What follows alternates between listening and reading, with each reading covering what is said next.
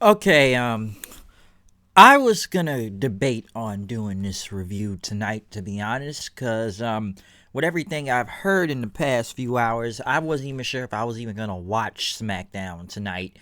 Because to what I heard, it was just gonna be some highlight tribute show to the Undertaker, and I kind of felt like I didn't really need to watch SmackDown at that point. Now I heard a reason why for this change though was due to a lot of the virus testing. A lot of people been tested positive for coronavirus this week in WWE, which apparently there may be an outbreak at the Performance Center. I don't know how true that is in that, but there's been a lot of reports even coming out today about this stuff. Now, to what I've heard in the past week, who's been tested positive is Renee Young, Kayla Braxton for the second time, I should add also. Adam Pearce, Jamie Noble. I don't know who else is, been tested positive or whatnot. Because listen, I heard WWE's been having a lot of problems, and some say they're not happy with the results. And then there's the reports of Kevin Dunn, Bucktooth Beaver there, pretty much saying that he didn't want nobody wearing masks. Because I remember it was some point people were making that you're not a real fan if you wear a mask.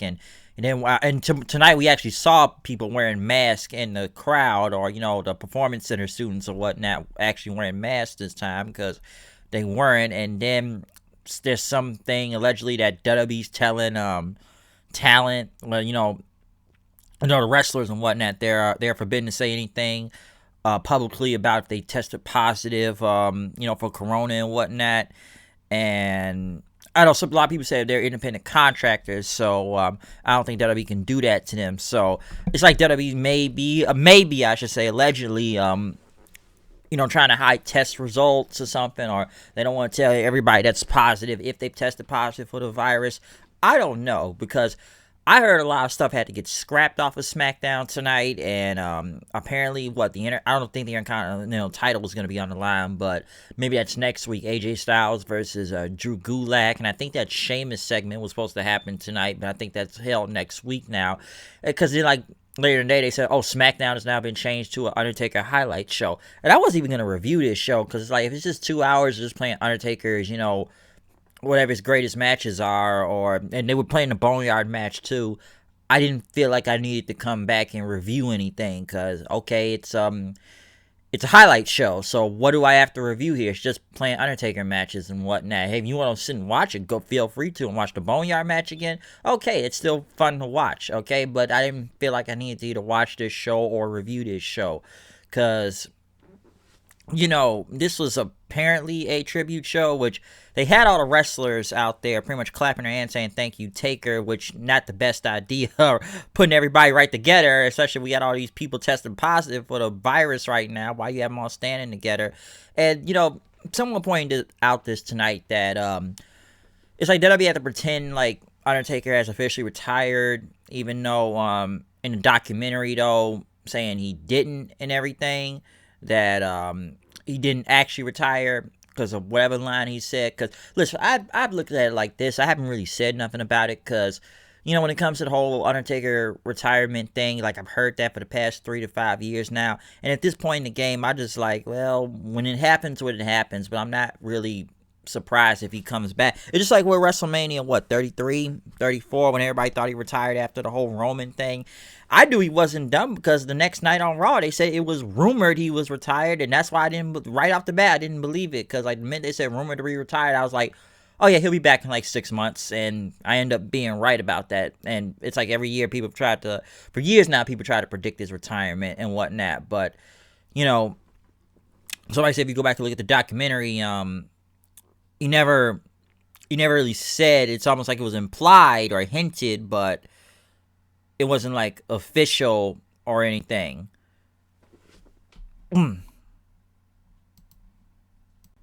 But like I said, to also add into this though, it's like some people say, it's like WWE kind of needs him in a way, because some say it's like an emergency glass thing in case shit hits the fan or the ratings go to shit. They know they need him, especially for WrestleMania or whatever big show they need, or whatever they did. They just need the dead man or whatnot. So that's why they really talk about it that much, because I would not be surprised if he ends up showing back up sooner or later. Maybe not during this time right now with this whole virus going on. I wouldn't risk bringing him to the Performance Center right now because shit looks bad. But, they had a great video package and everything at the beginning of the show talking about his debut and everything. And like I said, they were just talking about The Undertaker. And listen, they played the whole Boneyard match. There were like several commercials through this. So yeah, they played that whole match and everything. Because like I said, I didn't even think it was even going to be a show and everything until after after the Boneyard match and whatnot. I thought they were just going to play more of his matches and everything. And just play like highlights from the documentary of several wrestlers talking about The Undertaker throughout the night. So I didn't, like I said before, I didn't feel like I need to watch Smackdown because it wouldn't been nothing to talk about. But apparently they had Corbin in, pretty much talk about The Undertaker, talking about his entire career, that he's in the kiss my ass certain family and whatnot, that he's stealing money from everybody, and he's been coddled by the owners of this company, and and all these legends are singing the praises or whatnot. And Corbin just, pretty much told, he told Mark Calloway there, you suck and everything. And then Jeff Hardy attacked him and knocked him out of the ring then, okay? So, we'll get to see more of this too, because right now, I can tell you Undertaker's next opponent is confirmed right here. So, basically, sometime in the future, I don't know, whatever big pay-per-view that happens next, maybe SummerSlam, it will be The Undertaker versus Baron Corbin right there. I would not be surprised. I would not be surprised if that happens, because watch more and more throughout the night, they kept kind of implying it. And, they went to Jeff Hardy in the back, pretty much talking about how he looks at Undertaker as a mentor, and everybody in the company owes him a debt of respect and everything. And, he got his diploma from Dead Man University. He's going to unleash the knowledge of a lifetime on Corbin tonight. Next, Sasha and Bailey came out on commentary. I still like how they yell at Cole, like, let me tell you how to do this job. Bailey and Sasha are just hilarious on commentary. I enjoy it every single time. But we had a fatal four-way of Alexa Bliss versus Nikki Cross versus Lacey Evans versus Dana Brooke in a fatal four-way to see who become the number one contender for the SmackDown Women's Championship at Extreme Rules. Obviously, none of these women don't really deserve a title shot. Dana Brooke, what has she done? Lacey Evans, once again, didn't she just kind of have one? What has she done? Alexa Bliss and Nikki Cross, they were just the tag champions. What have they done to need to get a title shot? But I'm not mad at the result of this match, though. Because, okay, Lacey Evans hit the woman's right on Dana Brooke, and then Nikki Cross came in and pretty much rolled up Lacey Evans for the win. So Bliss and her celebrated. I don't mind Nikki Cross winning because it's actually kind of new. So Nikki Cross versus Bailey at Extreme Rules, I have no problem with that. I don't, because I'm like, who else do they really got for her to face on there, huh? She pretty much went through everybody else except she hasn't faced Nikki Cross yet for the title as of this time. So I don't have a problem with the outcome of this. Surprisingly, though, WWE's just not handing anybody title shots, and it was actual number one contenders match for once. So it's not just give out title shot to title shot. Next, though, they had a fatal four-way, not a fatal four-way, I'm sorry, an 8-man tag, I should say, of the New Day and the Lucha House Party versus Miz, Morrison, Nakamura, and Cesaro. 8-man tag. I do like. I still think it's kind of funny that the New Day threw their jackets at Corey Graves. I thought that was pretty hilarious.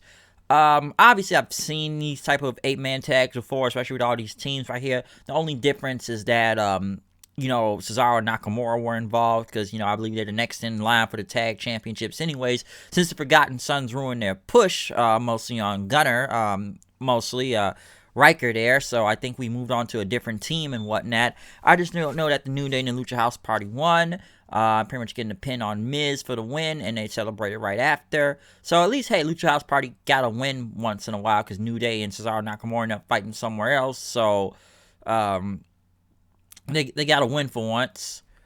Next, though, I know they went back to Corbin in, pretty much talking about Taker again. Pretty much mocking Hardy, talking about being in and out of jail or whatnot. They could, follow Taker's footsteps and, hang it up and everything. Now Hardy's going to rest in peace. Next, we got Braun Strowman, who came out and cut this promo about Bray Wyatt, which I felt went on forever, and I almost thought it didn't make sense at one point. Pretty much the first time you have experienced Bray Wyatt, it's the type of fear that can make a grown man tremble. That they were on the edge of that swamp, as he called it, a disgusting swamp. And he looked into the water, and this water-like monster came out, which was the snake that went towards Bray Wyatt's lantern. Strowman, he wanted to stop it, but Wyatt told him no because the monster wasn't finished. And, Strowman, he said that Wyatt pretty much knelt down and that the snake or whatnot bit his face, and he just sat there and he laughed, and the snake just kept biting him over and over again. And he said he knew he was in the presence of evil because he didn't bleed, he didn't flinch, he laughed. And at that moment, he said Wyatt was the devil himself. And Strowman pretty much said that, Wyatt was the serpent. And that, he was overcoming emotion. And he ended up doing the devil's work, he said. That Strowman ended up working for him. And that the bad thing about all this, that he loved every second of it. And, they show Wyatt stuff flashing on the screen then. And Strowman pretty much said part of him still loves it, he says.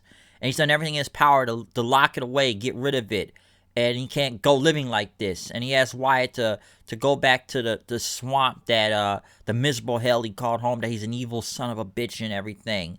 And he's going to have the satisfaction, if he spits in the devil's face himself and beat the crap out of him. And pretty much said he would drag Wyatt to the swamp and let the alligators take him. And Strowman said Wyatt knew he wanted to be home. So they're going to return to that place, he said, of destruction and whatnot. So why do I feel... And they played like Strowman and Wyatt laughing at the same time. So why do I feel like this is going to be another cinematic match coming? Especially if Strowman's talking about bringing Wyatt back to the Wyatt compound, or Sister Abigail, which Randy Orton burned down a few years ago. Last time I checked, he killed Sister Abigail in the shed. So I thought that was already done, but somehow, some way, they are going to have another one of the, I don't want to say funhouse. It's a cinematic match. I don't want to say funhouse match again, but I have a strange feeling that's where this is going to go to, instead of some regular match with Bray Wyatt and Braun Strowman, because, Wyatt now, he's the 2014 classic Bray Wyatt. He's the man sounds like he's from New Orleans or New York, Brooklyn at the same time. Back to the stack, sir, you are a liar. You are a liar, sir. You are a liar. A liar. That's basically, I remember, and Wyatt cutting multiple promos with him losing almost every one of his matches most of the times during that period later on. Some say I'll blame Cena after that, but, basically he's back to the swamp Wyatt again, so I would not be surprised if they end up doing another one of these, cinematic matches, but I thought Strowman's promo rambled on for too long, and I lost track of what he was saying at one point. In the end, Jeff Hardy went against, Baron Corbin. I know Jeff, I know he's the hype for Sheamus' toast next week about him, which was actually going to be on, like I said, on this episode, like I said, but they cut it because they had to do this whole Undertaker highlight show. But listen, Jeff Hardy went against Corbin, and it got to the point where Corbin ended up doing Undertaker's pose. Like I said, confirmed opponent for Undertaker. And then when they came back from commercial break, they got half the roster all standing around then. Which I'm sure everyone's going to say, why are they standing so close? Why aren't they wearing any mask? Social distancing. And, they got, at first I'm like, when did this become a lumberjack match at one point? And then, okay, Hardy ended up winning anyways, and with Swanton Bomb, and then Corbin attacked him after. Big E came with the save and did a big ending. Strowman came in and did the power slam. And then Matt Riddle pretty much did the floating bro, which, hey, I'm sure a lot of people are going to bitch on the internet right now that why is Matt Riddle on my screen, and why is WWE standing with Matt Riddle and whatnot. So I don't think Matt Riddle, even if he even did all this stuff, I think he has proof, so I think he may be innocent in all this anyways. Come on, he beat AJ Styles last week, and they haven't really tried to scrub and edit him, so yeah, I think Matt Riddle may be safe. So I'm sure a lot of people are going to bitch online about it, but I think he'll be okay, because then I heard somehow he was some kind of transsexual, and then I don't know, I read that story about a day or two ago. Now, I don't know about Dream now, that's a different story, but I'm already hearing enough stuff about that, but I'll save that for another time. I already heard about the car accident today or whatnot. A lot of news stories say he is done. To what I'm hearing, I don't know if he did this stuff, so I don't know. But yeah, I think Matt Riddle will be safe, and then everybody sell it right in the ring, and then Jeff Hardy just does Undertaker's pose, and they have Undertaker on the screen. I'm sure people thought Undertaker would have came out and just chokeslammed or tombstone Corbin, but I don't think Undertaker was even. Like I said, I don't think Undertaker was even on this show. He wasn't anyways, but I don't think he wanted to be there. Probably do all this. It's a damn outbreak right now at the possibly an outbreak at the Performance Center right now. So I think it would have been in the best interest to even have Undertaker on this show, because I feel like this was last minute. Because like I said, there was a lot of stuff scrapped, and they just did this whole tribute show. I feel like at the last minute or highlight show, but there was still something out of Smackdown and everything. Like I said, the first hour was just like the Boneyard match until we got to the second hour of everything else on Smackdown. So it's kind of whatever. I don't mind Nikki Cross getting a title shot. I'm cool with that. Corbin, it's like, why am I seeing so much Corbin on my screen at the time? And hey, he's Taker's next opponent, though, I'm assuming.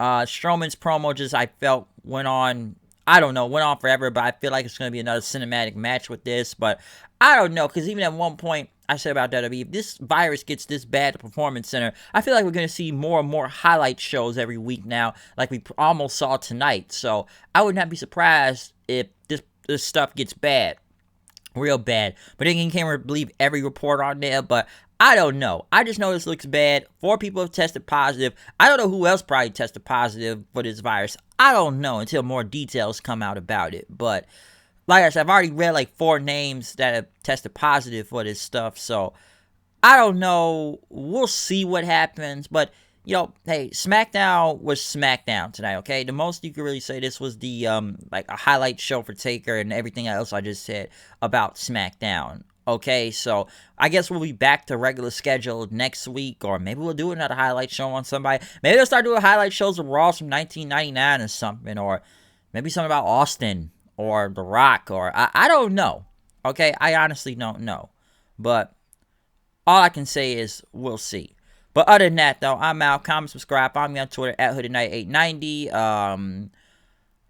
Check out any other review that's up online right now. It's me, H-O-O-D, coming in news and reviews. No, I am, no, I do. With the show and I flow. Here I go. We are going down. This is SmackDown. I don't know. Everybody meet your maker. We just saw a show about The Undertaker. So I'm out here. I'll see you guys later. Peace out.